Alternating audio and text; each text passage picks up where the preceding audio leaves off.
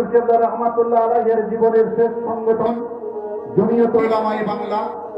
আপনারা প্রত্যেকেই বুঝতে পেরেছেন এই সংগঠনের কর্মকাজ আমরা কিভাবে করার চেষ্টা করছি। আপনারা নিশ্চয়ই শুনেছেন।